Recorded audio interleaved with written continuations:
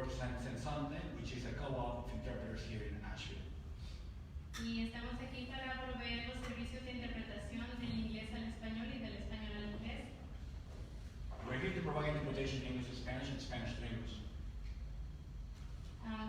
Y también para ver algunas señales para nuestro panel para que nos asistan a nosotros los intérpretes a llevar mejor el mensaje. We want to share some signals with the panel and members so that you can help us be able to do our job in an efficient manner. Entonces, si están hablando demasiado rápido y no podemos nosotros seguir el ritmo, vamos a hacer esta señal para que por favor vayan más despacio.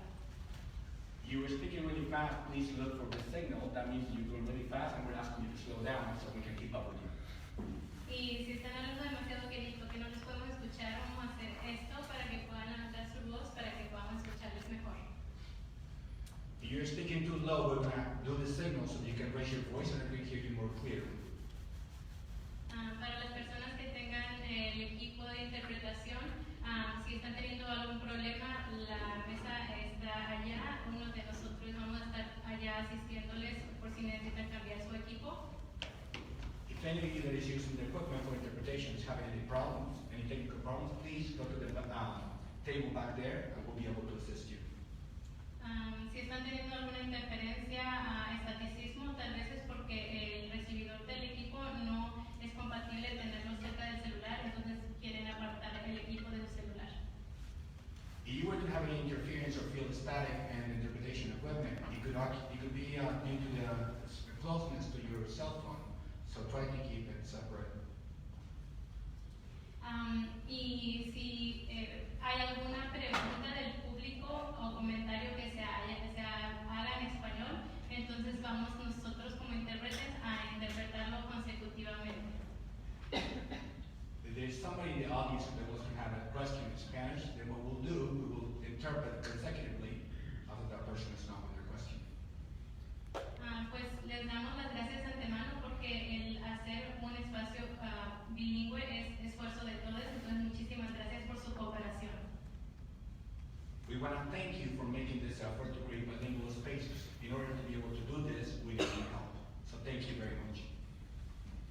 Ahora voy a estar haciendo un pequeño como test del equipo, entonces ahora me deben de escuchar también en el micrófono.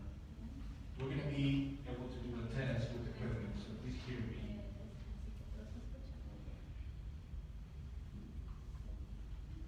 Gracias. Thank you very much for translating.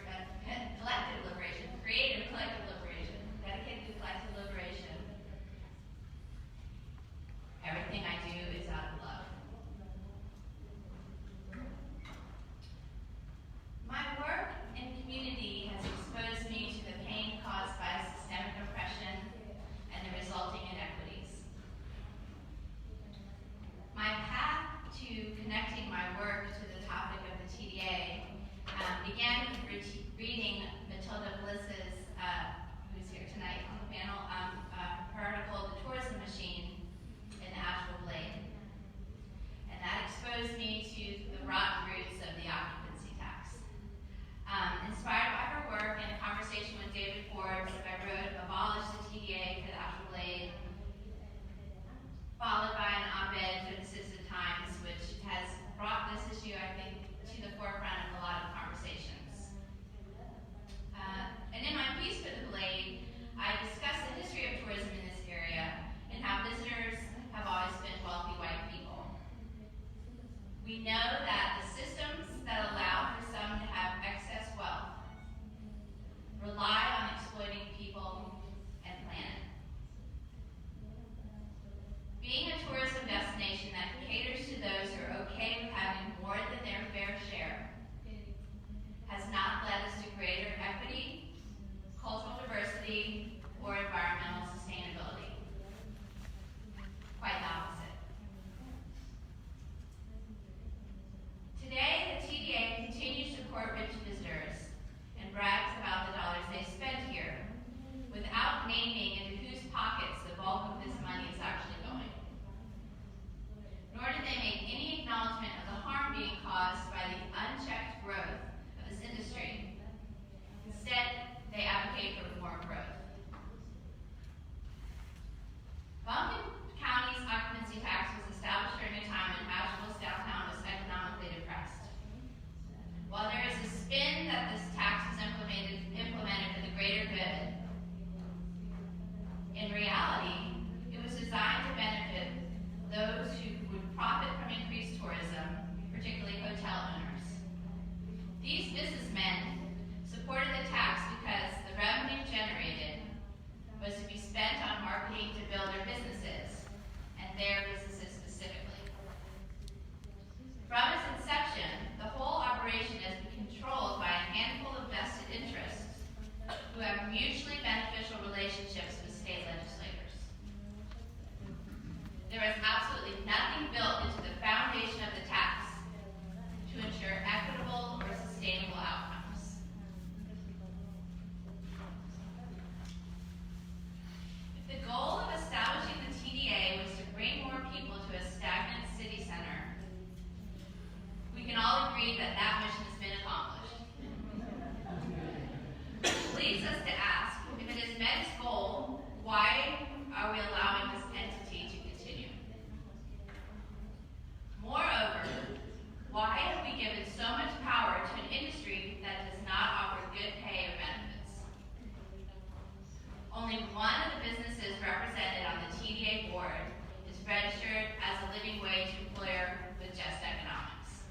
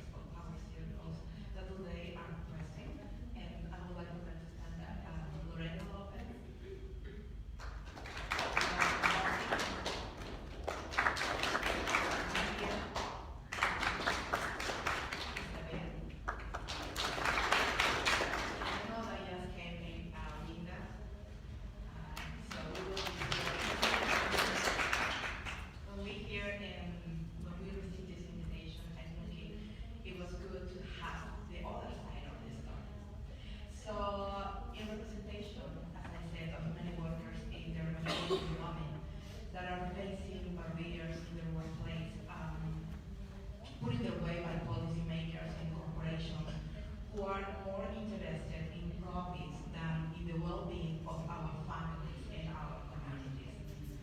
The hotel industry has been growing dramatically, not only in Nashville, but across the country, giving a good profit to those who own them, to the big corporations. But one element sits at the center of the entire industry and makes it possible and profitable. And do you know who they are? The housekeepers, who serving these rooms, who is expected to do dozens of tasks in each room, and to do them in most cases. They are expected to do it in less than half an hour. Could you imagine that? Yes. So many of these jobs are unappealing in many ways. They pose dangerous conditions and offer little opportunity or dignity. They pay low wages. Housekeeper wages are among the lowest in the U.S. Nearly 500,000 hotel housekeepers make a minimum hourly wage of $12.19. That is $488 a week, $25,000 roughly a year. And the current federal minimum wage is $7.25 an hour, meaning that every housekeeper brings to their home $290 a week. Many of these workers are head of the family. They have more than 2 children. Could you imagine living a week just a week, $290? And despite growing profits and revenues, the industry is not taking steps to improve the conditions and compensation. Indeed, many signs point to tighter time frames, more erratic schedules, and wages of declining values. We believe this is the result of the hotel industry profit-driven operating principles and business decisions, and the legal and structural dynamics that allow such a model. And at the center of this structure is a reliance on workers who are among the most exploited and vulnerable: women, refugees, immigrants like me, people of color. Many industries are well known for tapping our populations to fill these most unattractive jobs in the economy. But in the last 40 years or so, corporations have exerted enormous influence on policymakers to loosen restraints, to make it easier to squeeze more value out of workers and return less to families and communities. And the question that we want to make to our community today, as the hotel industry is growing, and to the people that are empowered to change this, is what is our moral role in this landscape? And we want to live with that. Thank you.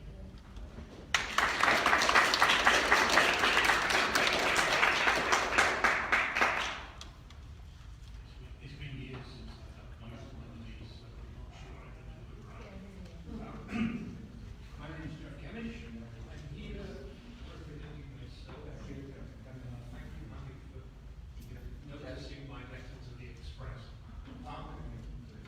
What I've done here is to use some of the data from our Asheville quantified database to try and show what the numbers look like for the stories that people have to tell.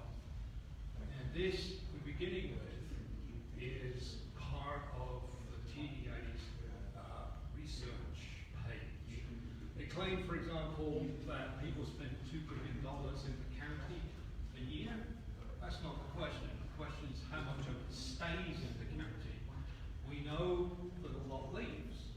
If you've ever tried to navigate downtown in the morning, you know you basically have to slalom between US food and Cisco trucks, all of which come from Charlotte. So all of the stuff they deliver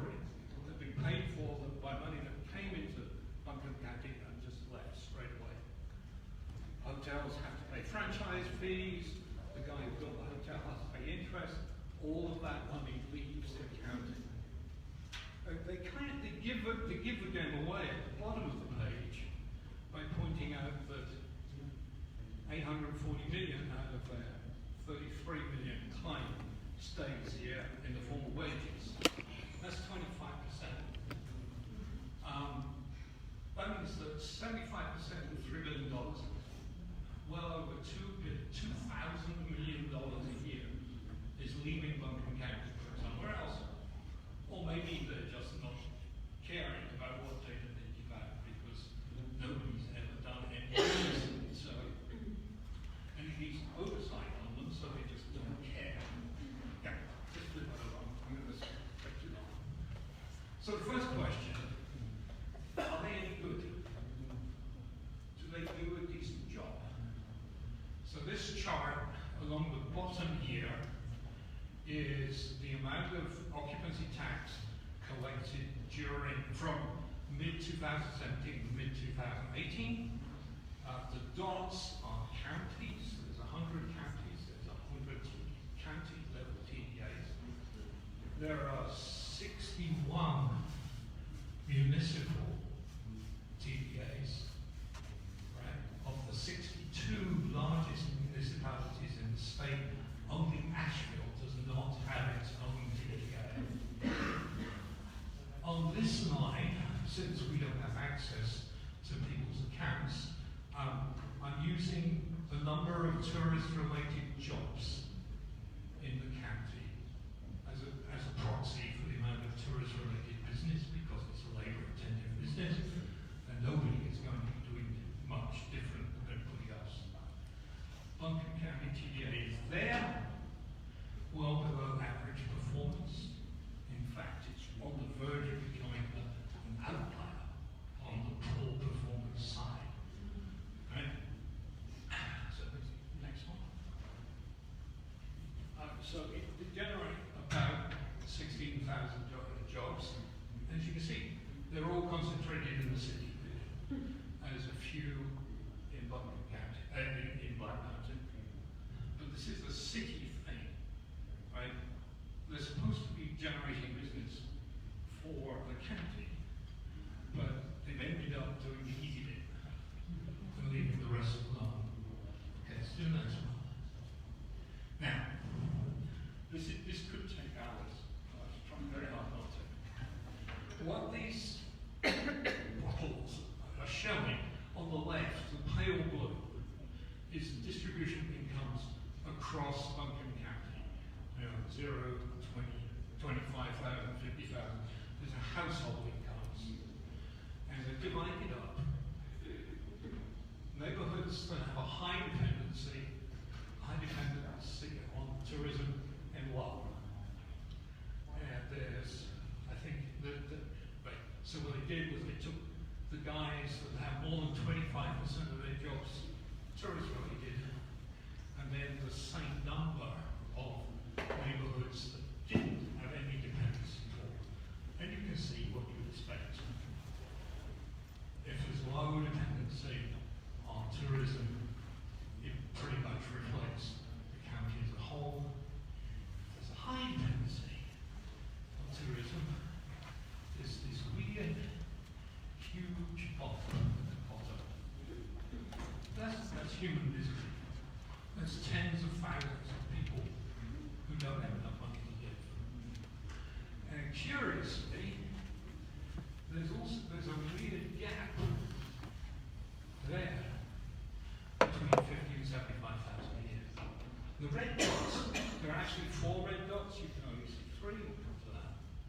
This is NC Justice's view of a living wage for a family. It's 50-something thousand. This is MIT's view of a living wage for a family. Again, living on a regular basis. Down here, 26,000 and a little bit. There's 2 things. The federal poverty level and what just economics call the living wage. It's not a living wage. There's absolutely no way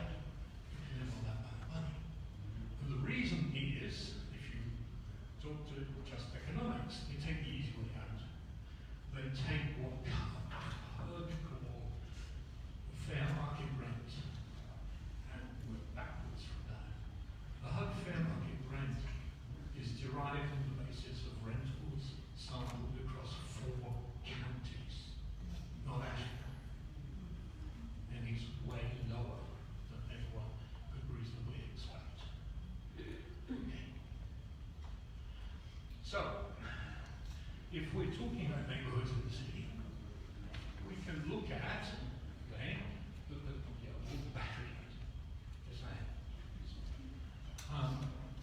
Across the bottom, the percent of jobs in the neighborhood are dependent on tourism.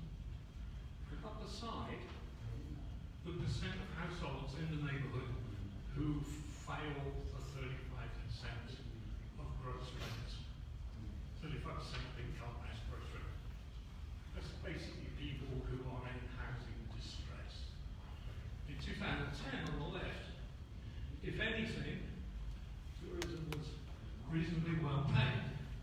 If you had the more dependency on tourism you had, actually the better things went on the housing front. 2018, the situation is completely different. The more tourist-related jobs in a neighborhood, the worse the housing situation is. That's very clear and very simple. And I think I'm supposed to shut up now. Any last thought? Any last?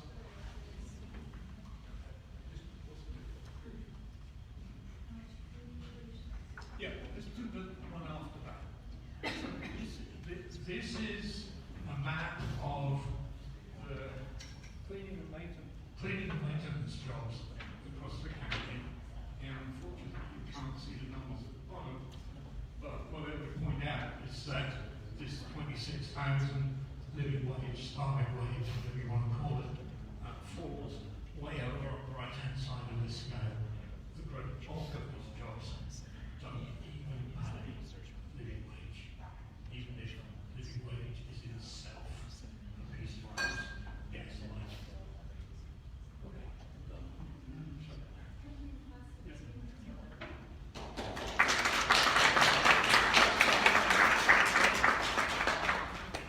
Wow, I feel like my brain was just blown. Thank you so much. There's a lot. It can seem like a lot of numbers, and it is like an economic conversation. And at the same time, although it's important, it's also beyond numbers. And as was shared before, like the human suffering, which I haven't quite been able to grasp, if not for our panelists. My name is Untitled. I have lived here for most of 6 years. Took a year off because I ran out of money the first time I tried to live here. Moved back to Knoxville, where I went to school.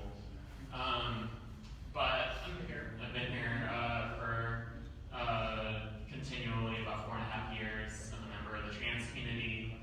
I first heard about the TDA on a political campaign trail. I was helping out Dee Williams, who was running for city council a few years ago, and learned about the TDA and that it had this enormous pot of money, which was not being spent very well. It was being spent actually in ways that was driving up rents and making it really hard for all but a select few. I first learned about that on the campaign trail. Now, having kind of, interfaced a lot with city politics, I feel like I'm more identifying as an anarchist, which doesn't mean I swear off political engagement. It's just that I actually believe that true power is located in not hierarchical community members coming together. But anyway, that's kind of aside from the fact. I went to my first TA meeting in 2018 and I heard a lot of things about the TDA, and I was really taken aback how much worse it actually was than what I'd heard, because in that random technically it was the second meeting. I went to one meeting in early May 2018. The second one was actually late May that year. And I was hearing a conversation about a survey, which was looking at like partners members of the TDA and what they ranked as community concerns. And the middle ranking part of that conversation was homelessness and panhandling. And that took up way more of the conversation than it should have. And it was very focused on a lot of very racist, classist tropes, a completely absurd understanding of syringe exchange, TDA members thinking that it meant somebody used the syringe and passed it to another person to use it. And things just like, talking about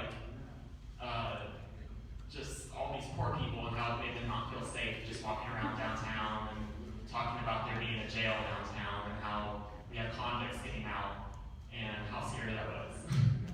And so it really was alarming to witness that. And then last year was in this room actually for the first forum of this kind, talking about redefining the TDA, and was seeing Stephanie Case Brown, the president of the TDA, talk about a certain skill set that was required for people to work for actual CBB, Commission and Visitors Bureau. It's talking about how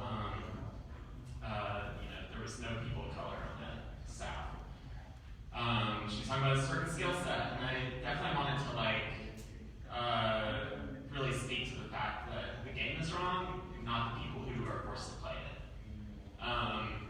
And that I stand really firmly on the fact that this institution should be abolished, which was a big reason why I wrote The Tourism Machine, and which appeared in Asheville Blade last year, and was really inspired me to dig into some of what this actually is. And I want to go through a few of the talking points that I've been trying to get out there as an activist, because we need folks, yes, I'm an anarchist, but also I believe that it definitely helps for folks to contact the county commission and tell them what you feel like about this institution.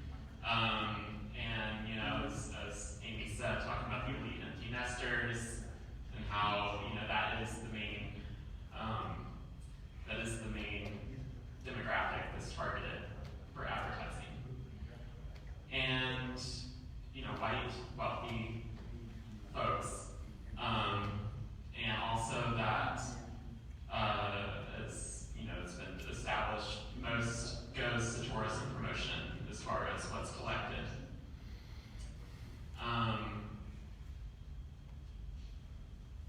And also just how our funding priorities get established is really important to look at.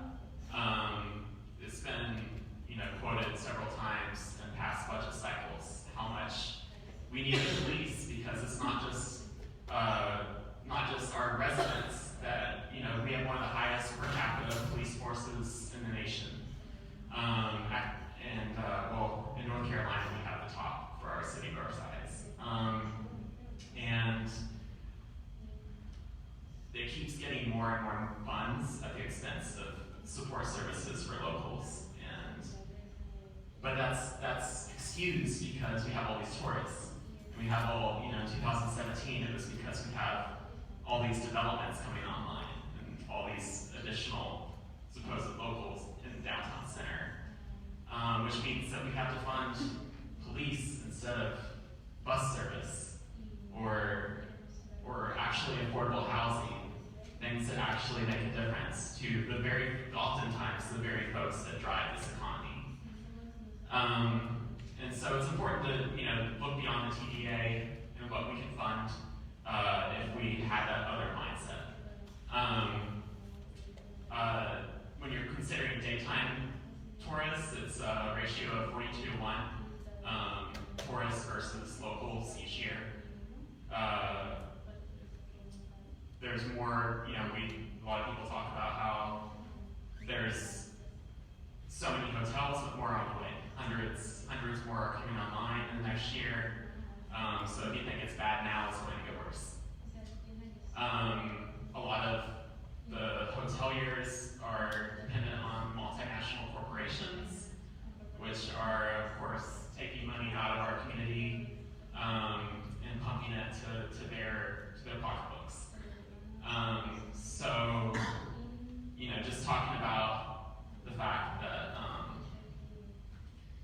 extractive industries.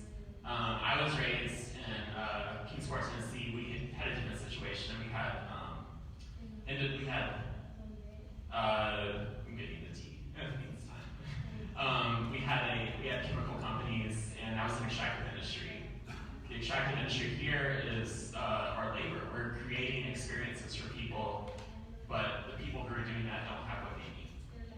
So people come first, and I like to look at what we have as economy should be like relationships, and that means that a good relationship is something that requires enthusiastic consent.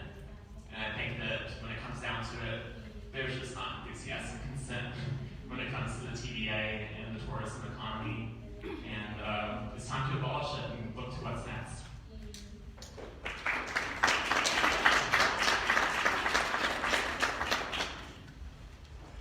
Hi everyone.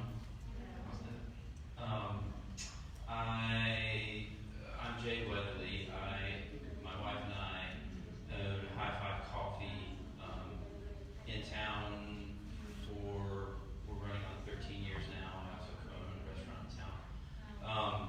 Just to give a bit about that, I'm really glad at this position in the panel because there's really brilliant insight and information that I'm grateful was shared before mine, because mine is much more feeling induced than it is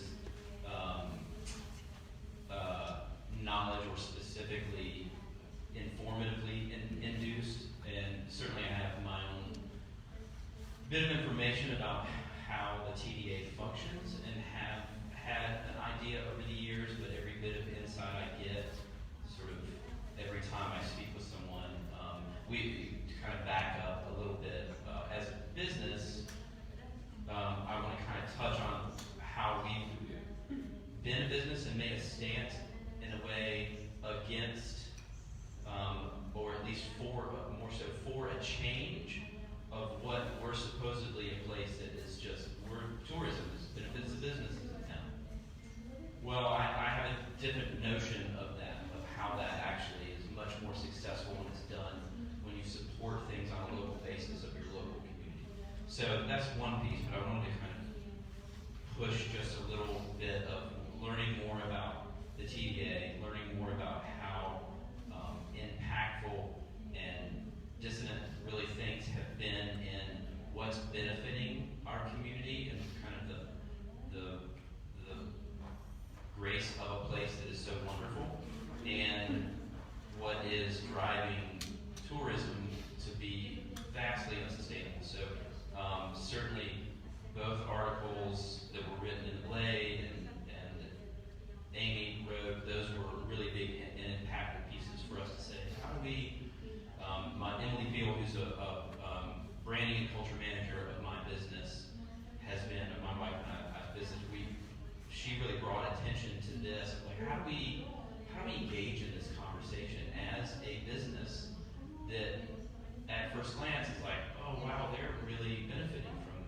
this, from what kind of the TDA would ultimately stand for. And I think kind of in looking at the things that I would like to say that are vast and numerous and that I'm not very good at clarifying them, I think one of the main points is I think the sustainability of our community in recognizing voices and communities that are marginalized continually and pushed aside.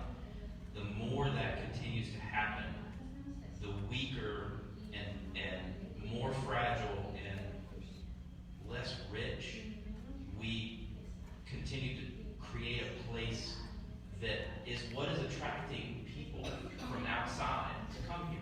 There's this thing about Nashville that you speak of to anyone visiting, it's like, oh, there's this unique culture to it. Well, what's happening is we're driving out what makes this place so unique by putting more funding and more attention to the people who were driven here just because it's this unique place.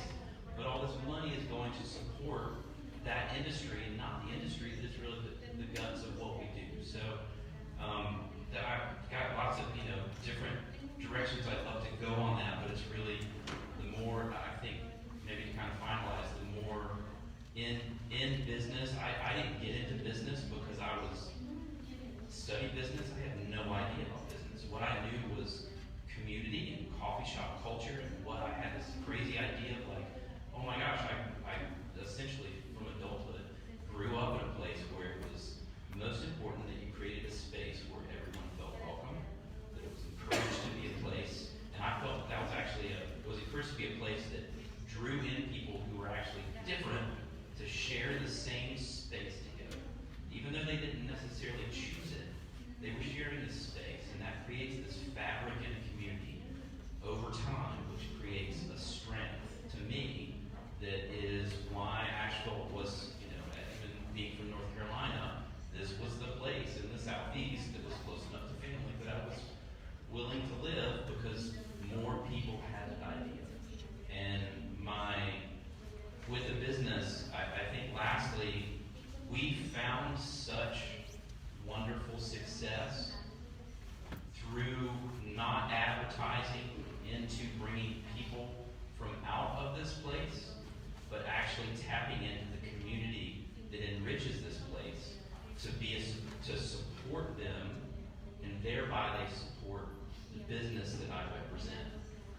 And I could show you the numbers on how successful progressively that's been over the years.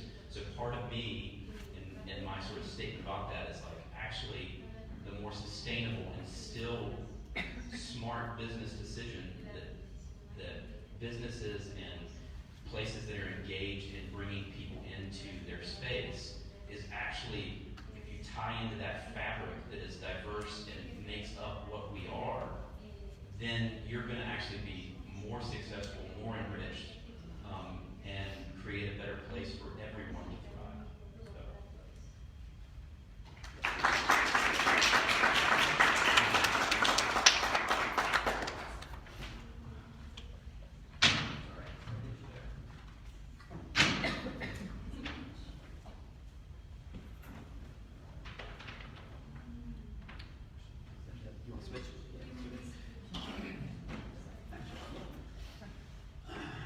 Good evening, everyone.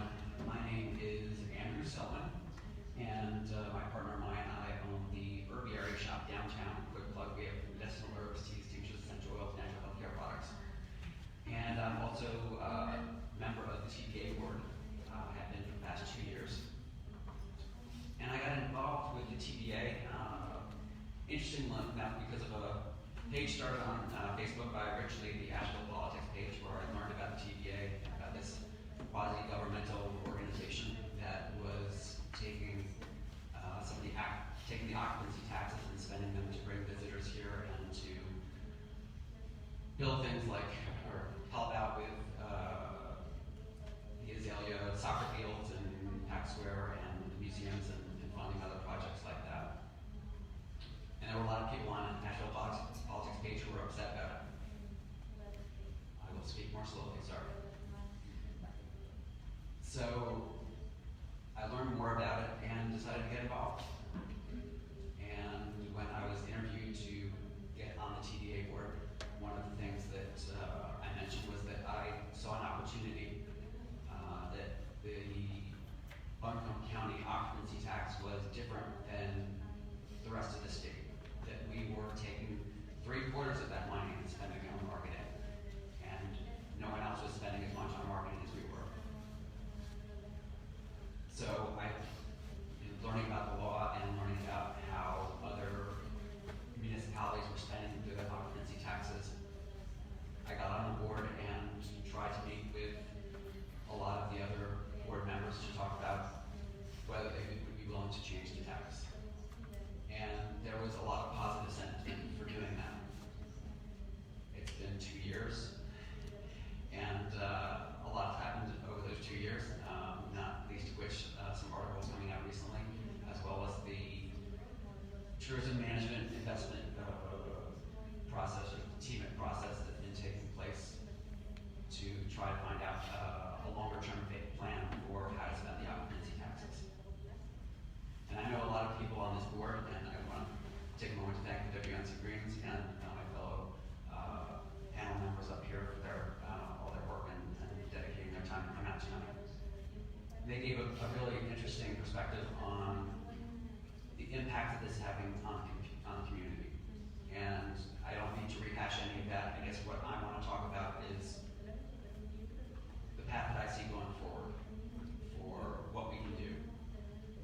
I don't think anyone up here on this panel is talking about building a wall and stopping tourists from coming in. We're not about building walls here in Nashville, and I don't think that'd be helpful for anyone. I think what we need to do is to try not just to take a look at the occupancy tax and focus exclusively on that. What Asheville and Buncombe County and a lot of local governments are struggling with is maintaining the infrastructure, and how are we going to get the funds to do that? And I think the occupancy tax is one of those answers. It's not the only answer. The occupancy tax right now is $25 million. $25 million is not going to solve our problems. That's not to say that the TDA shouldn't be doing more, and we shouldn't be finding some of those funds to invest more in our community.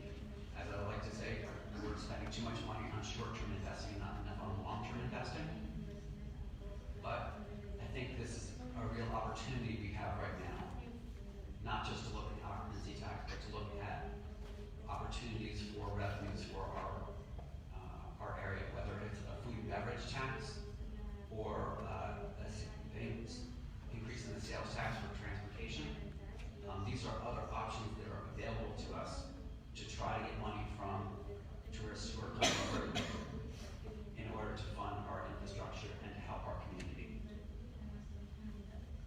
So as I've talked to people in city council and people on county commission and talked to people on the TDA board and talked to community members, I've been trying to focus on looking at both what we can do with the TDA funds and what's possible with that. And I know it's hard. A lot of people don't understand why can't the city just do something about it? Why can't the county commissioner just do something and change it? It's got to go through the state legislature. It's a little frustrating, but it's important to have these conversations and to work and educate people so that we can have the types of conversations that can open up a dialogue and get people voting on these issues and voting for the people who understand them and can look to change them to help our community moving forward. Thank you.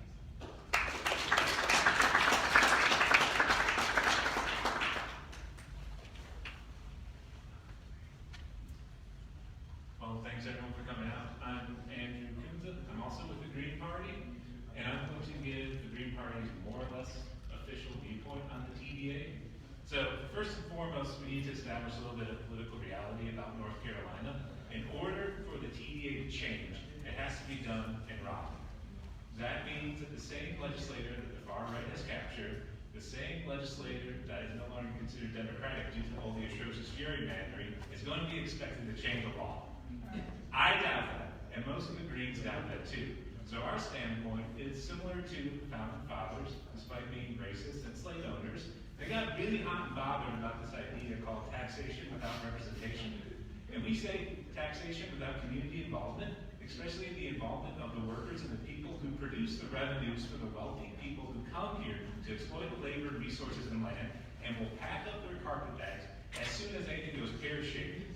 I say that we no longer, and the Greens say this too, we no longer collect this tax. We're going to show Raleigh that we are serious. We will hold this $25 million hostage and say, until you change the law, make these institutions more democratic, actually do something for the people living in this community instead of for the people who just come here with money, who will leave. We all know they're going to leave. They have left before. I grew up around here. This place was a barren wasteland growing up. It was not terrible, but it's not nearly what it is today. You can see the relics of the 20s all around here in Nashville. They wrote about Asheville in the Great Gatsby. The bottom will fall out. Once the fuel prices go up, once there's no recession, everything's going to fall apart. And then what? We have this tax that we can't use that's going to further go into marketing for what? For who?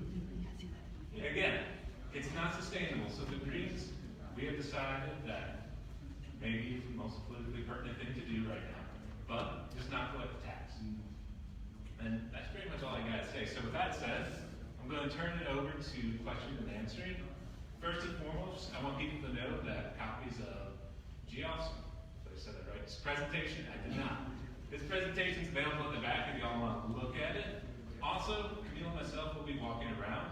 So if you have a question, just raise your hand and we'll give you some cards to write on. The questions can be written in English or Spanish. And also, if you have any questions for the hotel workers who have shown up, please ask them.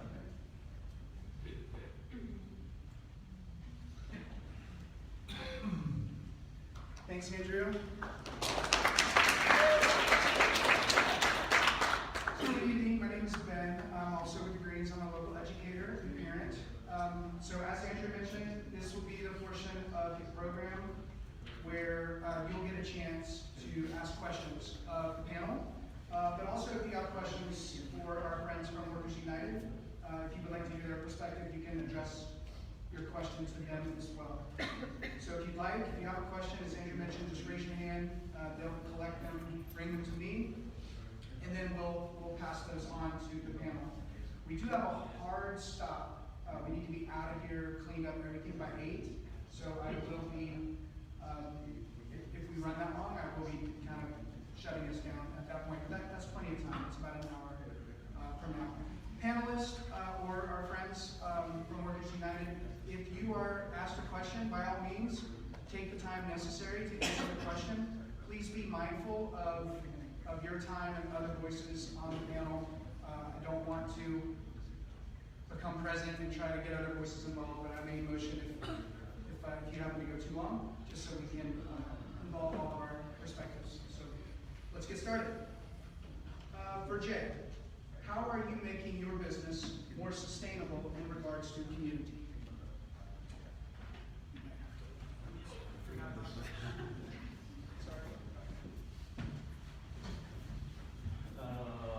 Let's see, more sustainable in terms of community.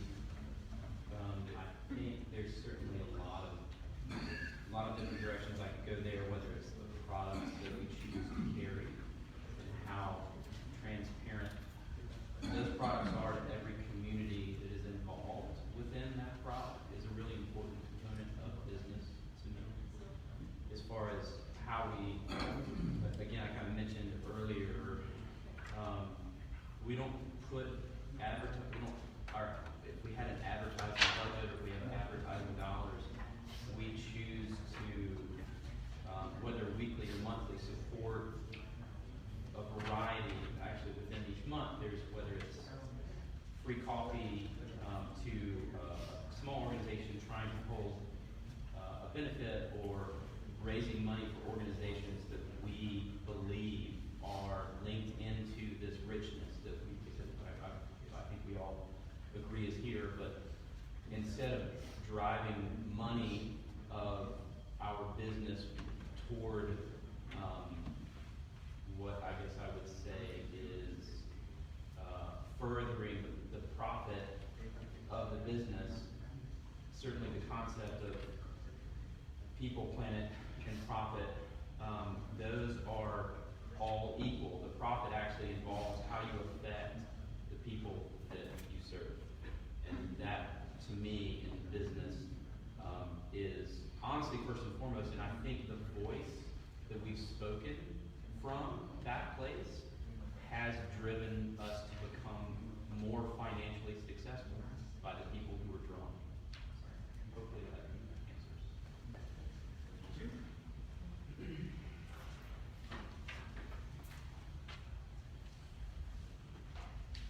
For Magali, have you ever been personally targeted for speaking about wages and conditions of hospitality industry workers? Yes. So every time you complain about something, there is recognition, and it's always present. And there are many ways that people respond to you. So the answer is yes. I will respond. This question's for Andrew or anyone else.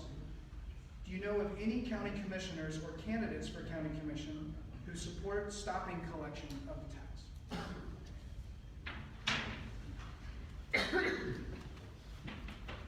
I guess speaking as a candidate, I have been trying very side and have come out more recently publicly for a change in occupancy tax because I have been very concerned that the process that's currently going on is not going to enact enough change to make a real difference in our community.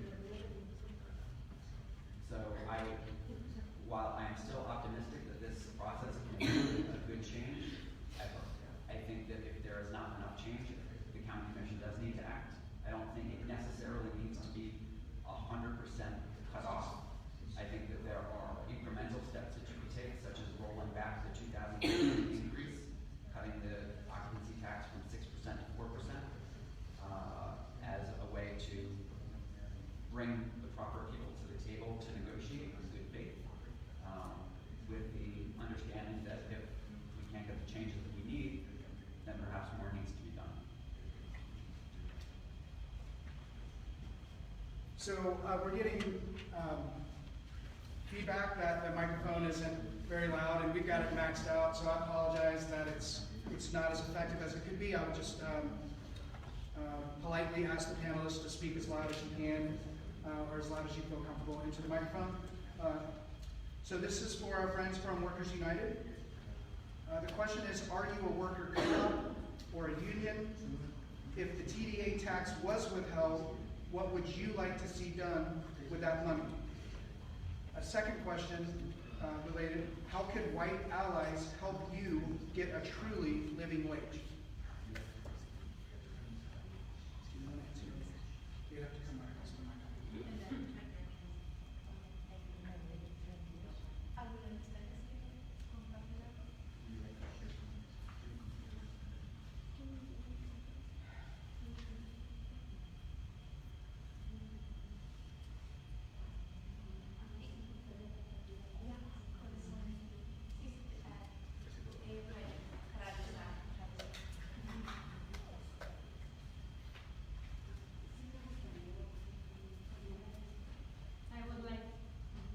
I would like for this to change.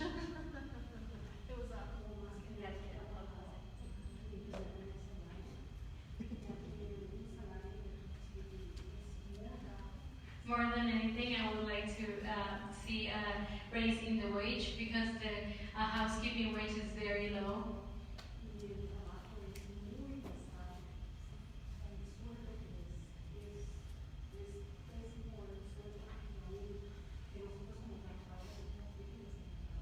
The workload is very heavy, so the wage does not equate with all the work that has to be done by a housekeeper.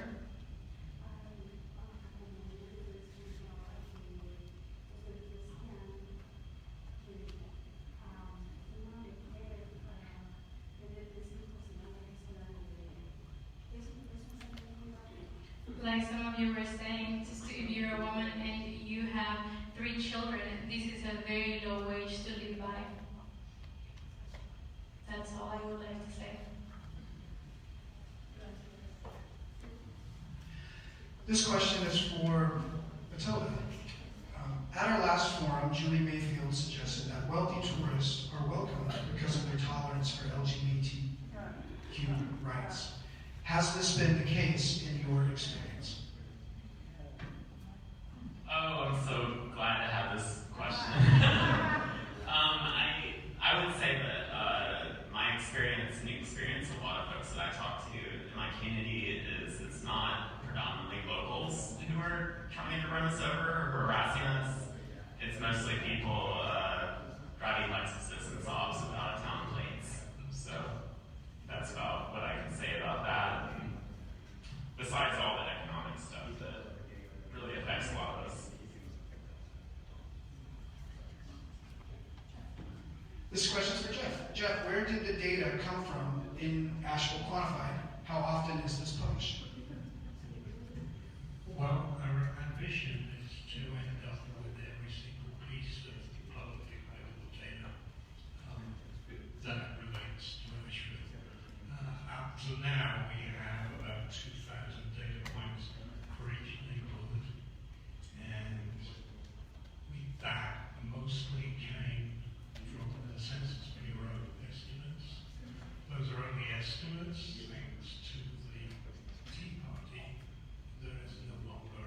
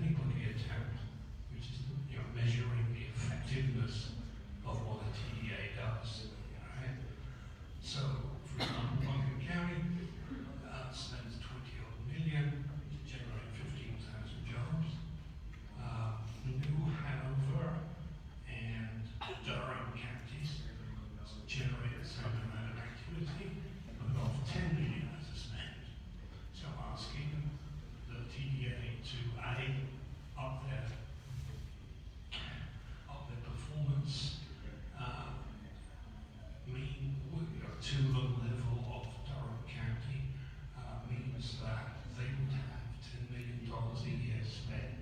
It's not enough, but it would be a start, number one. And number two, they would no longer be an outlier in the performance stakes. You can, as a human, you can try to manipulate them as human beings. I think Andrew has assigned that they are actually human beings despite the effect of what they do. So this is all official, publicly available, paid for by federal taxpayers data. And so, as far as I'm concerned, we can use it.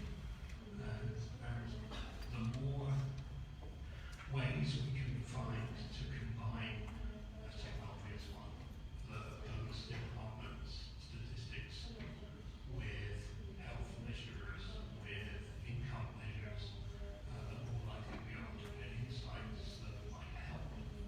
Using one that, on the police side, the one that's most interesting that I've found so far is that basically every single cop doesn't live in Nashville.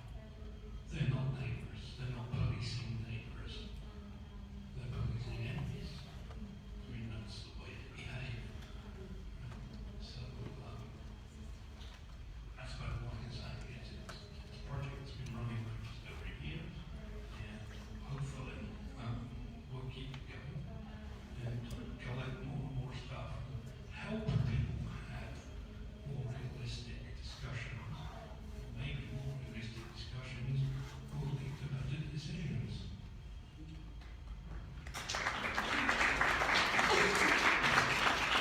This question's for Amy. Have you faced any negative consequences as a result of your articles on the TDA? No. It's been super positive. I'm really happy to see the passion that people have for this community. I think wherever people are on the spectrum of the nuts and bolts of it, overwhelmingly across every kind of group of people that I interface with, there's a very common gratitude to better understand this. Sometimes it's like these machines are operating and we're not aware of them, but we're feeling it. And I think that's something about this, and we've got some new perspectives here tonight, but those who've been here for any amount of time can feel the difference. And I think, overwhelmingly, I'm just sensing that people aren't okay with the changes and care enough to want to shift it to a place where more people can flourish. And so that has actually been very positive. And those that have disagreed or critique, it's because it's not about me. They're like, she said X, Y, Z, and I don't agree. I'm speaking at, we're all speaking together. It's not, so I haven't felt it directly at me, but I've mostly been really impressed with people caring and liking this. Like, oh, that's what's happening, because we're empowered to do something about it.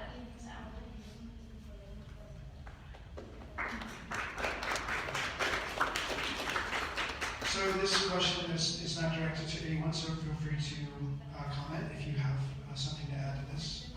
The question is, I understand $25 million is not enough to solve all of our problems, but for context, can someone tell me what we could do with that money? For instance, could we fund the transit master plan? Could we hire an urban forester? Has someone looked at what could be accomplished? Andrew, I don't know if that's any of those discussions have made it to the board.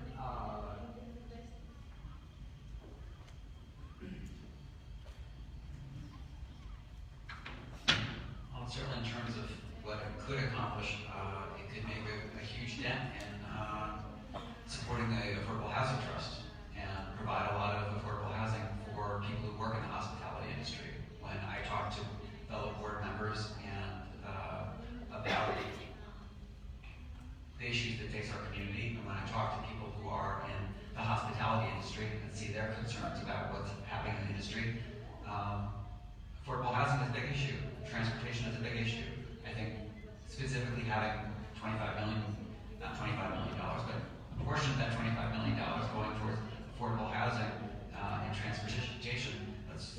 throw out a couple of numbers, 5 million towards affordable housing and 5 million towards transportation would make a huge, huge difference on a yearly basis for what we could do and what we could provide for the city and for the county.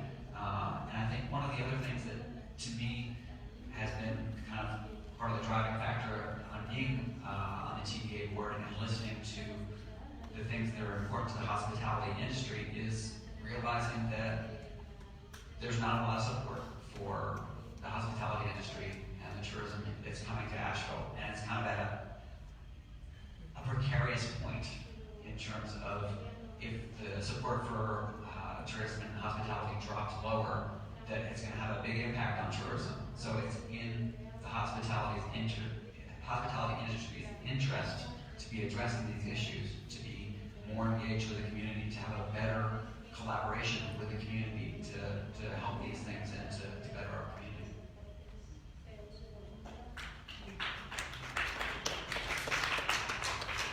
Great question. I think that, looking at what can be done, obviously the first step is abolition, which is something that the county can do.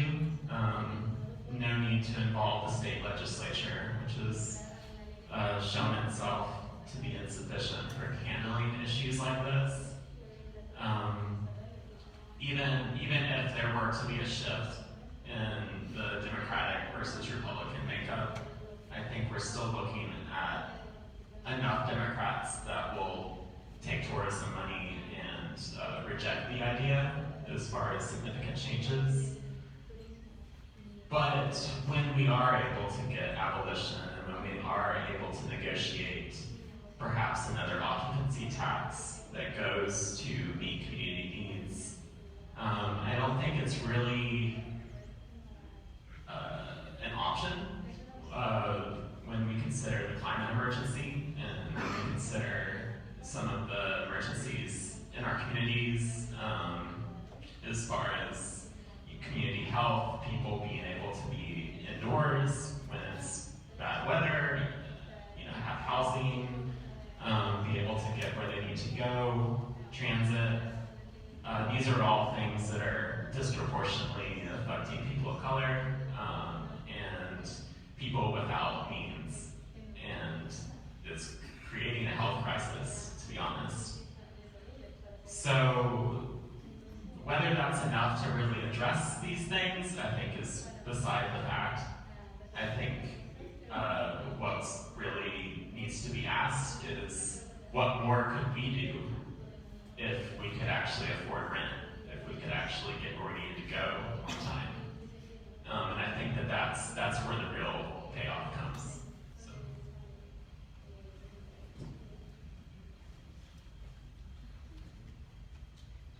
Just one thing I wanted to add. Well, obviously, I believe that the decision of when the community has control of that money, there'll be a lot of voices. Participatory budgeting for that money would be a great idea. What I want to name is that we focus a lot on the dollars being generated and even like the tax itself. And I think we also need to always be remembering, what Jeff was highlighting in a way is the cost of it, the cost of inviting all of this certain, the cost of inviting people here and it not being reciprocally beneficial to the community. So it's like, oh, but we have this many dollars, but we're not also quantifying the cost of bringing those dollars in, if that makes sense. Does that make sense? So, yeah, so we can dream about how to spend that money, but we also, if we can stop the operation as it is, we can also be preventing, like I said, a lot of damage and the cost of dealing with it. So, just wanted to add that. This question is for Magali and Workers United. What do you think would happen if all the housekeepers stayed home for one day? I think that would be a question for the hotel industry. I mean, 90% of the women are the workforce of the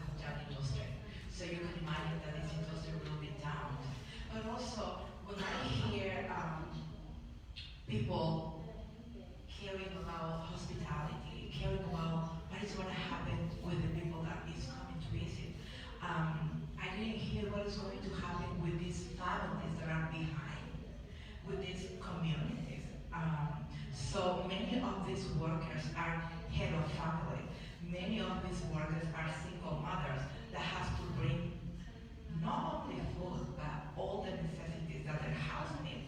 So I think the answer is in everyone, right? But I think that we need to see both sides, and as Amy just says, it needs to be a reciprocity. Yeah, thank you.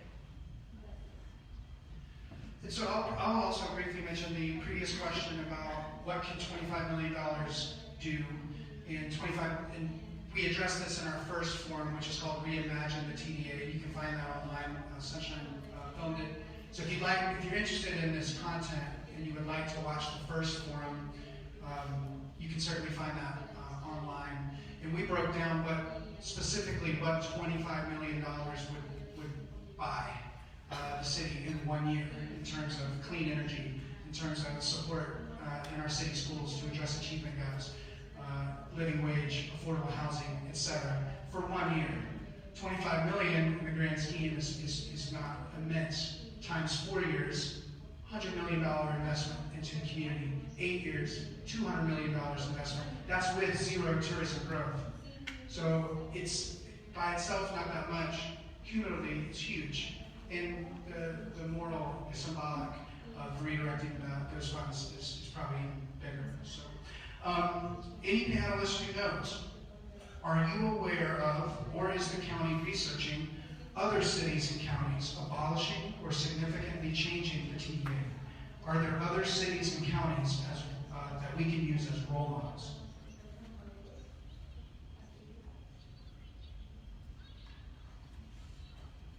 I don't know that answer for North Carolina, but if you just you start to research over-tourism, just as a concept, a lot of communities around the world are really experiencing this, and are approaching it. I believe it was Denmark. I can't remember at the moment.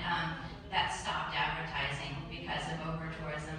So I think there are models in other communities where it's being done, or they're charging.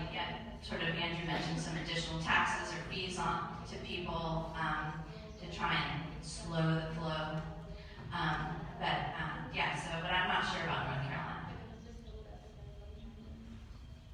So our friend Andrew actually made, can you call Andrew?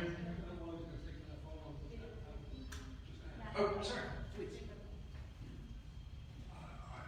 I assume none of you read the Irish Times online, but on Wednesday last week there was a 2-page spread on how bad the tourism problem was in Dublin, and that just as somebody said here, the people, the characters, the locals are being driven out and the place is becoming just like the I-240 corridor sequence of monstrous carbon course.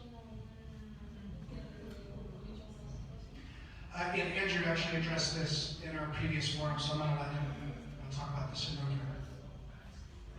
So recently, Forest City, in the early 2000s, was able to change how their TDA worked. Forest City's in Rutherford County, and basically their argument was the reason why people go there is because it's named Forest City. It's very green, it's very friendly, and we need actual tax money to offset what all the damage tourism is doing.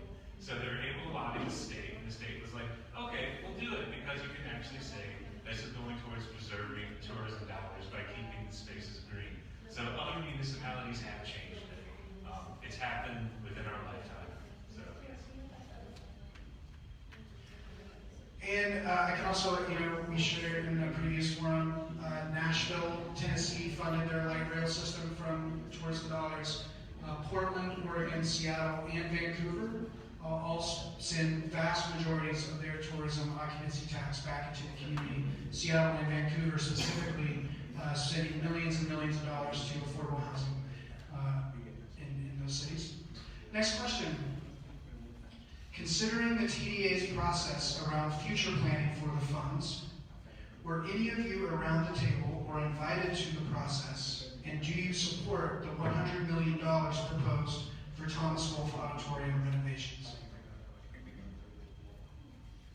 I'll fix that. Yeah.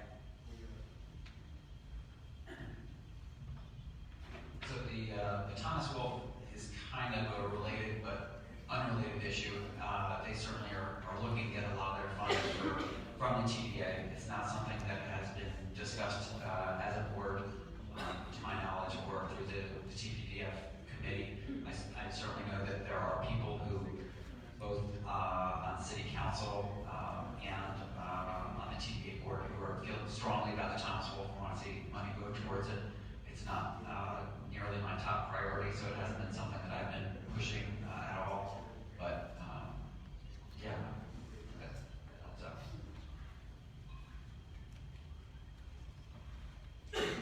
I just want to say that that number in that project is ridiculous.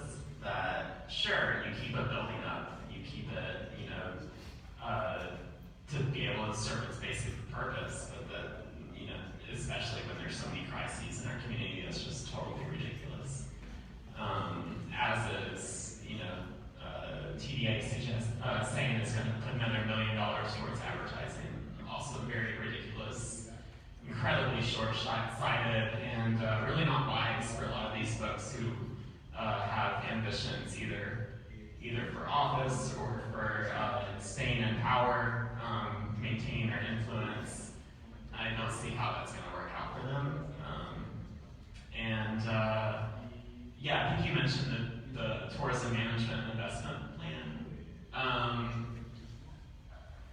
I attended 2 of those sessions last year and found the process. I think that, I found the process that there were some folks that came with me, and we mostly just found the process to be really weighted towards maintaining a status quo instead of actually creating the change that a lot of us really want. Even their survey was leaving off the option for abolition. I found it incredibly hard to really vocalize my views on the subject through their survey. And that's what consultants do, right? They're paid to deliver a range of results because nobody's going to support them if they tell their bosses that nobody wants you around. It's like, how are you going to stay in business? So I definitely found that the whole process has left out a lot of voices, and seems like all the more reason to scrap the industry until we can find something better. Not the industry, the agency. So this one's for Jeff, and this is related to this particular slide that had measured the effectiveness of various TDAs. And the question is, which counties are the outliers for above the effectiveness line? So the one right at the top of the right-hand side. I'll try. Do you want to go up? It's the help ones. Can we do lines? She's right. Okay. The one right at the top, right-hand side, is Never Make This Show Off. They have the NASCAR museum, things like that. They have major bank headquarters. So a lot of that, a lot of the tourism, a lot of the business that the occupancy tax captures is not actually tourism, it's business. The second one across, the one that's immediately above London, that's rubbish. Again, there's not going to be a lot of tourist activity, there's a lot of business activity. The one immediately below London, the one that spends $20 billion a year to generate a third of the business that we see here, is Dare County out on the Outer Banks. And this is a snapshot from 2017-18, so it's hurricane stuff. The ones that are interesting are the ones that are saying 15 to 20,000 jobs that are spending half of what Montgomery County TDA is spending to generate the same amount of business. That's New Hanover County and Durham County.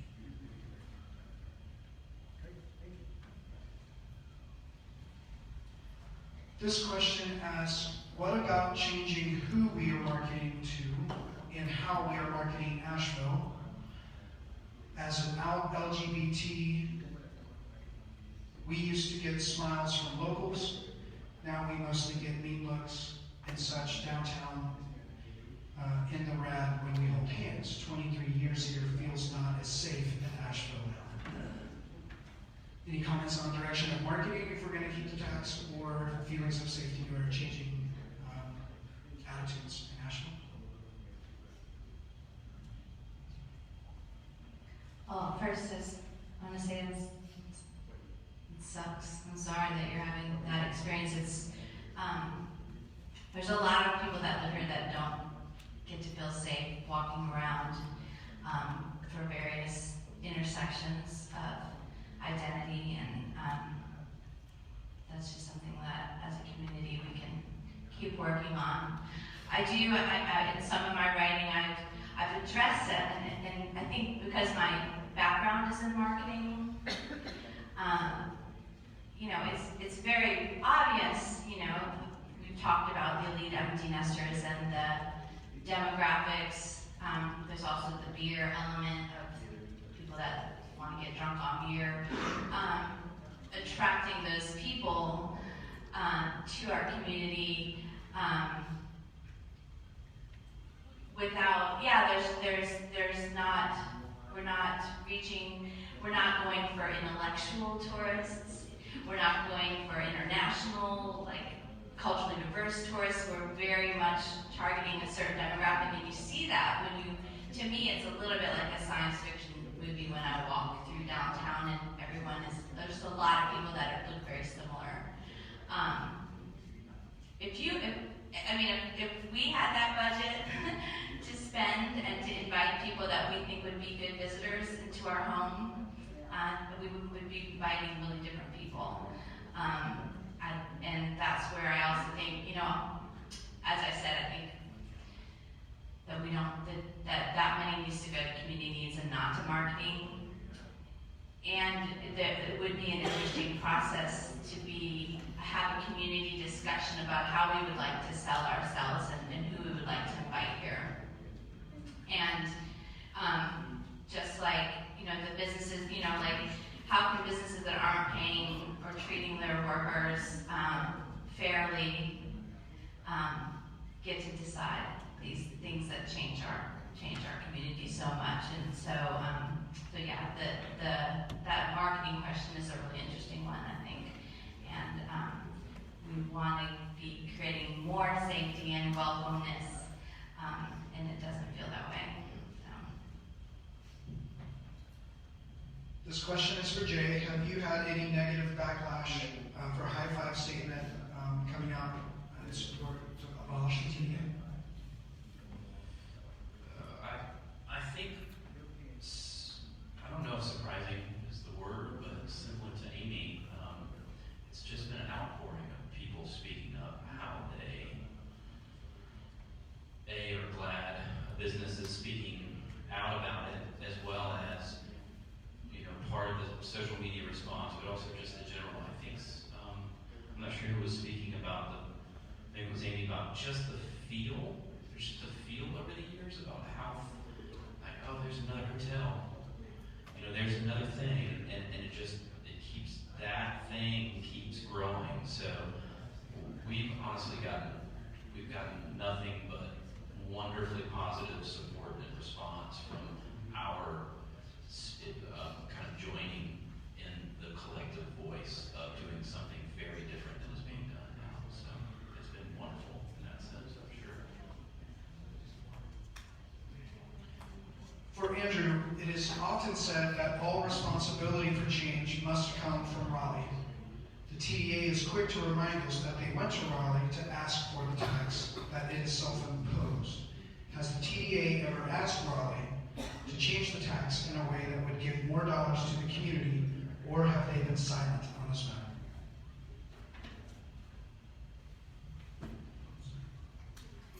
In terms of more dollars for the community, when the occupancy tax started, it was solely for marketing purposes. It was solely for advertising and bringing people to town.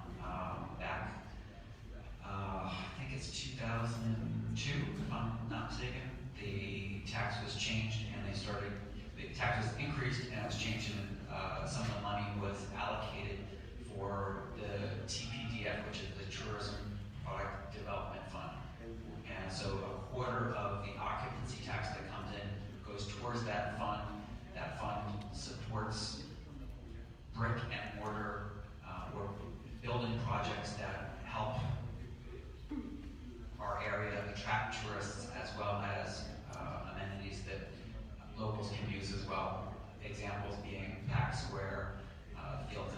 Magnolia, soccer fields, the Inca ball fields, Asheville Art Museum, the Diane Wortham Theater, et cetera, et cetera. So that's when the TDA has, while it does not consider itself a political body, it did go and ask for an increase in the funds, and some of that funding did go towards things that are used in the community, not directly supporting the community. So this is for any panelist. Why do you think public opinion is so focused on the TDA at this point in time?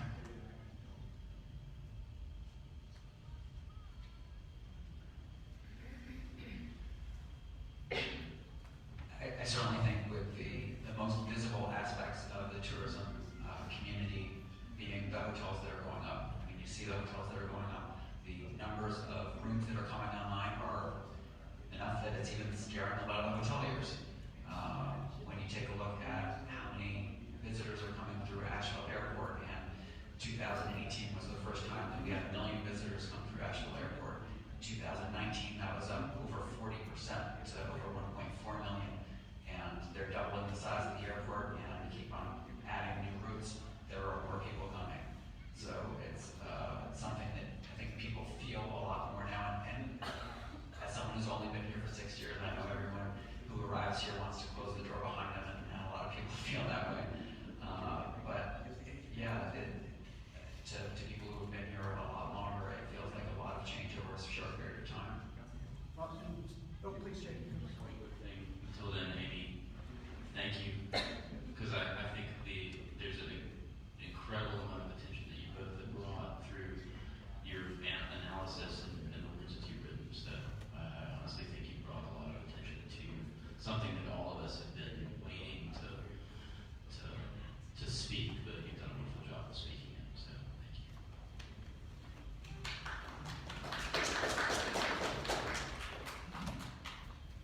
Yeah, so I think, thanks Jay, I appreciate that. I think one of the biggest things that I think we all realize is that it's just priorities. It's, when 46% of locals in Buncombe County are cost burdened and 20% are severely cost burdened, but you're building a high-rise hotel. That's an insult. And looking at just a lot of these budget conversations and what the reasons that are given for various increases, whether it be the police department or even high-level staff raises, you can look at that, and a lot of times it's people being brought in that know how to sell people a bill of goods.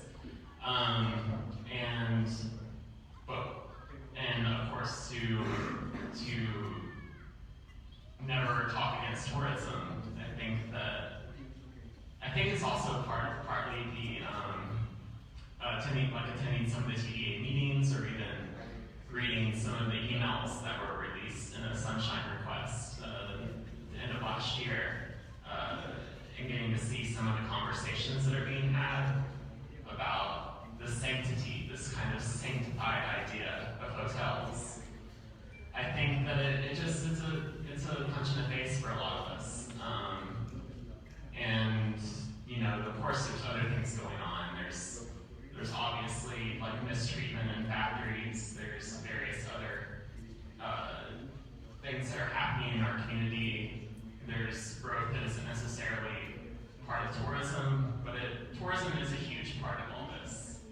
And I think that, especially knowing that we have the power to force the county to abolish it, is definitely one of the easiest things as far as creating the change that we need, which I really appreciate the way that Amy expressed that in her article. So.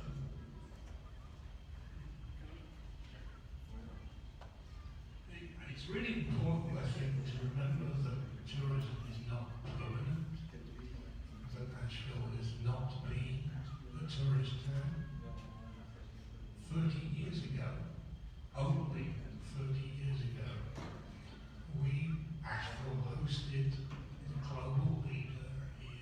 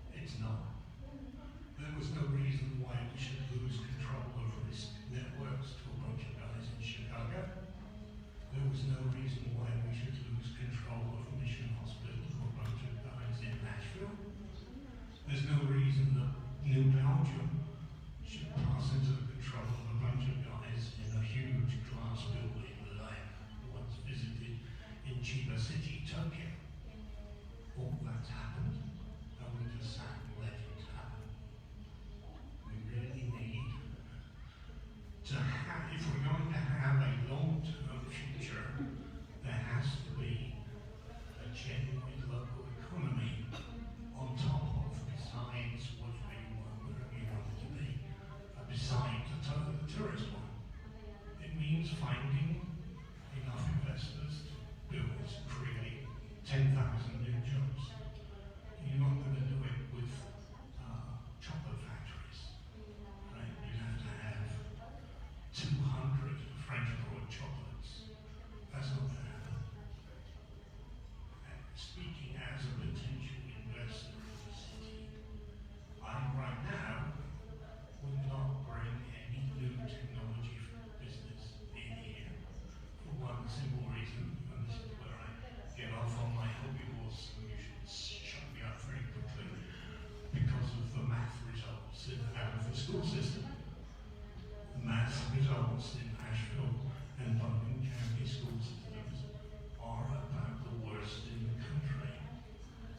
In 2016, one kid at the middle school in 8th grade was performing at grade. Nobody's going to come here to give the city a future unless we start investing in the things that the future is going to require.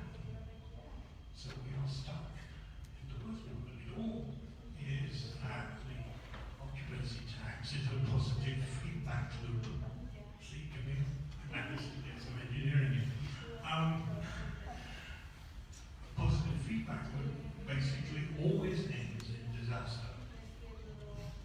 What's happening here is each time a new tourist comes, the occupancy tax goes up, the advertising based on that tax goes up, and more people come. That's how it's designed. It's designed to fail. And we need for the community to be ready for that failure.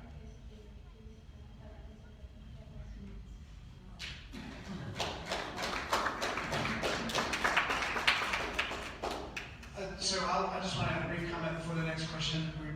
Jay was thanking Amy and Matilda for their seminal pieces regarding TDA and opposition to the TDA in local publications. But it's rare that you don't pick up a Mountain Express or a Citizen Times on any week now and you don't see a letter to the editor or you don't see a commentary related to the TDA generally against it, or at least expressing concern. And that comes from all of us here and outside. And that pressure and that presence has really been constant over the last 6 months or so. And I think it's attributed to this further groundswell. So absolutely, their credit is well deserved. But I think there's also credit to all of you that continue to write letters, continue to come to forums like this, and continue to address people in your neighborhoods and in your schools and in your churches. And we hope that you'll continue to do that. Other events related, the Flatiron battle, the Crossroads battle in West Asheville. So these constant battles against development and responsible growth are ones that I hope we continue to fight. And thank you for all the fighting you've already done on those. For Andrew, have you faced any negative consequences from other TDA members or hoteliers as a result of pushing back on the status quo?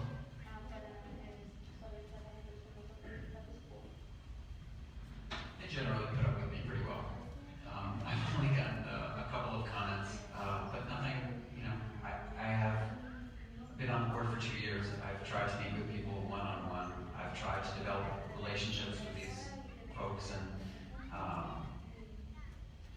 to be able to have conversations about what we can do to have a positive change in our community. And a lot of them, all of them care about our community. I think they have different views on how to best care for our community.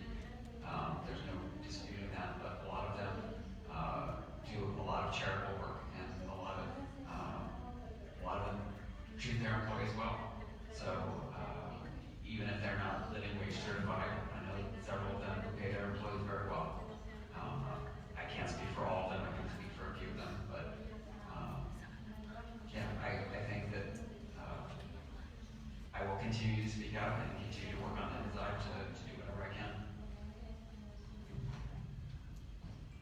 All right, so it looks like this will be our last question, just because we have to clean up and we put this place back together by 8 o'clock. thank you so much for participating and being a part of this. So this question is for anyone, including our friends from Workers United. Is the tourism industry inherently inequitable? Can working in the tourism industry be equitable, be fair? Or is it just designed to be inequitable?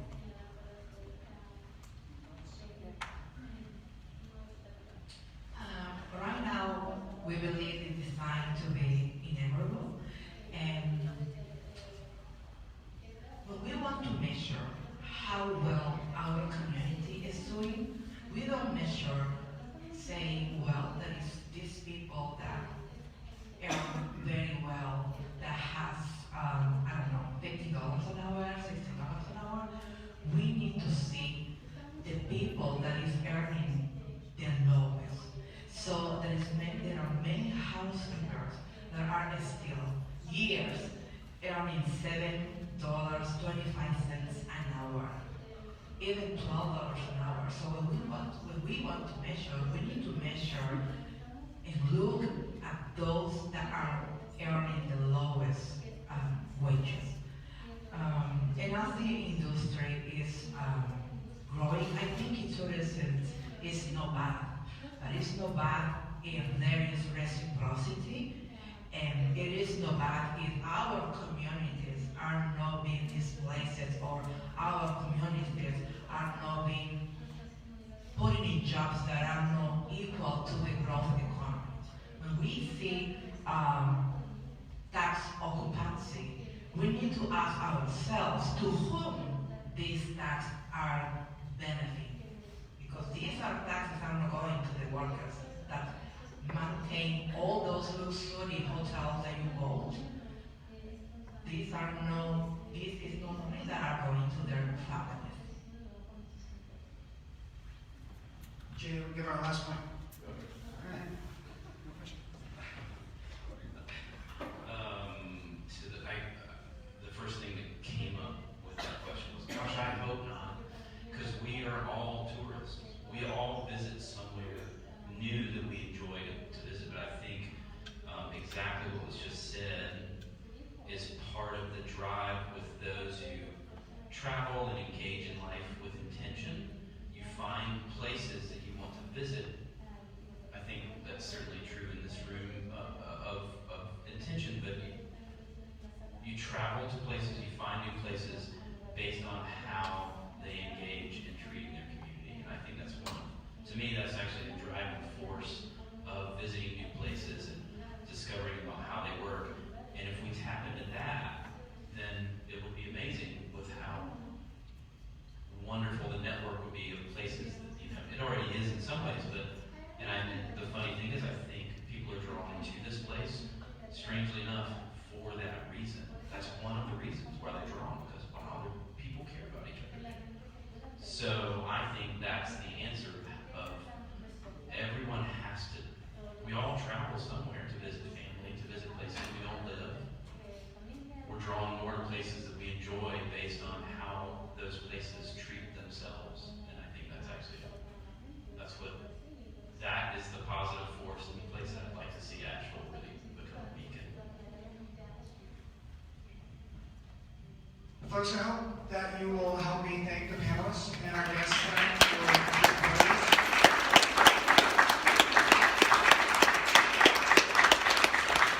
We hope that you will continue the conversation and stay tuned for the potential for more forums and events around the TDA. Any announcements? Okay. Have a great night. Please be safe, and we'll see you next time. Thanks.